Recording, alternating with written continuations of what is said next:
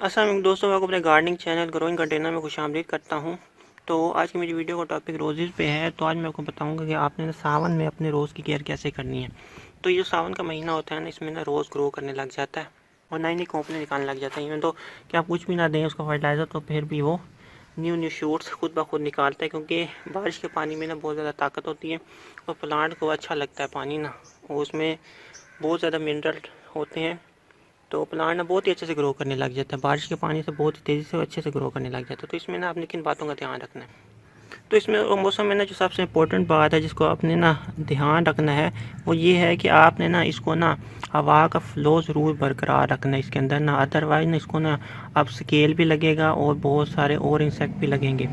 तो स्केल इसके सारी इसको चिपक जाता है और सारी टहनियाँ ख़राब कर देता है, प्लांट मरने के करीब आ जाता है। दूसरा क्या लगता है कि इसको फंगस बहुत लगती है अगर आप इन हवा का फ्लो बना के ना रखें ना।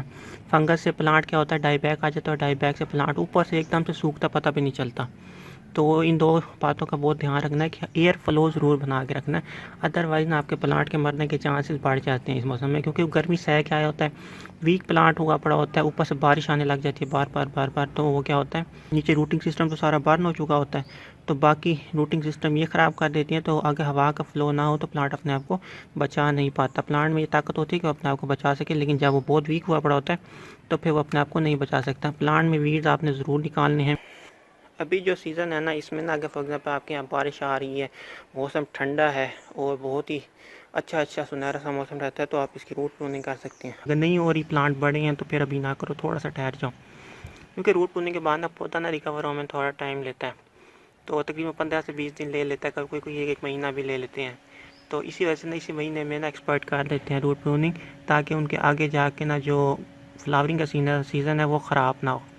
तो इसी वजह से ना वो रूट प्रूनिंग कर देते हैं। तो अगर आपने करनी है, अच्छा मौसम है तो कर सकते हैं। छोटा प्लांट है, रिपोर्टिंग कर सकते हो आप, यानी कि रूट से आपने इतना ज़्यादा काटना नहीं, छेड़ना नहीं है, टैब रूट नहीं काटनी, तो फिर रिपोर्टिंग कर सकते हो आप। फॉर एग्जाम्पल इनकी अब मैं रिपोर्टिंग करना चाहूँ तो मैं कर सकता हूँ, लेकिन इनकी अगर मैं रूट प्रूनिंग करना चाहूँ तो भी नहीं कर सकते, ये मर जाएंगे, क्योंकि गर्मी बहुत है यहाँ पे। तो इस बात का भी ध्यान करना है, और रूट प्रूनिंग करना बहुत ज़रूरी है, क्योंकि प्लांट ये जो मेरे यानी सफ़र करने लग गए हैं अब। और हाँ, एक और बात जो मैंने नोट की है कि जो ग्राफ्टेड प्लांट होते हैं ना, अगर इनकी अच्छे से केयर ना की जाए ना, आप इनको अपने हाल में नहीं छोड़ सकते। अच्छे से केयर ना की जाए, इनको बड़े पॉट, अब ये सब बड़े पॉट मांग रहे हैं, या फिर ज़मीन में शिफ्ट करूँ या फिर बड़े पॉट में डालूँ, क्योंकि बिल्कुल बाउंड हो चुकी है, मोटी मोटी रूट्स हो चुकी हैं। तो अगर आप इनको ऐसे अपने हाल पर छोड़ देंगे ना, तो फिर ये वैसी फ्लावरिंग नहीं करते, तो आपको दोबारा छोटे प्लांट लाने पड़ेंगे।